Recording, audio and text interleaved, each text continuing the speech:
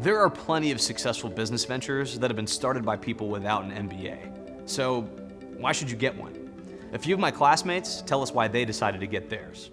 I think one question that's probably on most people's minds is like, why did you decide to go get an MBA if you knew you wanted to start a business or you knew you wanted to be in entrepreneurship? Because like I read these articles all the time that talk about you shouldn't go like get an MBA or even like college at this point is like useless. So like what was your kind of thought process like for, if you knew you wanted to be an entrepreneur, like why an MBA? The network, the people you'd meet. Within 2 weeks of getting to Darden, I was like, oh my goodness, I'm so glad I decided to do this, because the decision was for me like more between whether or not to get an MBA versus what school to go to. And I think as an entrepreneur, you need to kind of be a generalist. So you might have a field where you're a specialist in, that's where you want to found your startup, but you kind of need to become a generalist in different areas.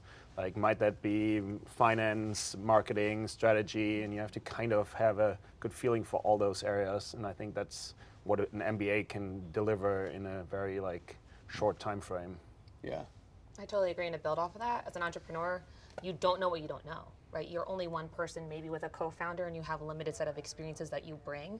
And for me, I was coming from the nonprofit sector, and I had this passion about idea, but I wasn't sure if it was really gonna work or not. And so at Darden, I was able to round out my skill set with those components of entrepreneurship that are really important and powerful that I didn't have. So for example, I had no background in finance or accounting. I had never taken a class. Turns out you need to know a little bit about accounting and finance to start a business. And so what better place to do that than a school like Darden, where you actually will learn the material?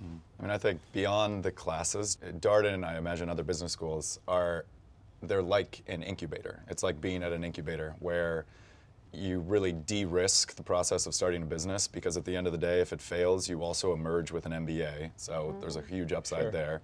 You're surrounded by people who are very willing to give you feedback, to test your product. You have faculty, you have facilities, you have opportunities to win money. It is like a little incubator accelerator program in and of itself. And then I would second network as well. I wanted to meet people who were like-minded, who wanted to start a company. And so you could kind of go really broad and do that at co-working spaces in a big city, but I thought MBA program would be better. I think as an entrepreneur, you have to be able to learn something from anyone. And so I've learned something from every single one of my professors, even Mark Haskins, who I never sat down and said, hey, here's my pitch, right? But I've learned something from him. I had breakfast with Saras at the Cavalier Diner, and she means it when she says she's there for any student. Kim Whitler, as soon as I got an investment from New School's Venture Fund. As soon as I got an investment, I called her and I said, how do I build my credibility? And she was like, come sit down, let's talk about it. She was helpful.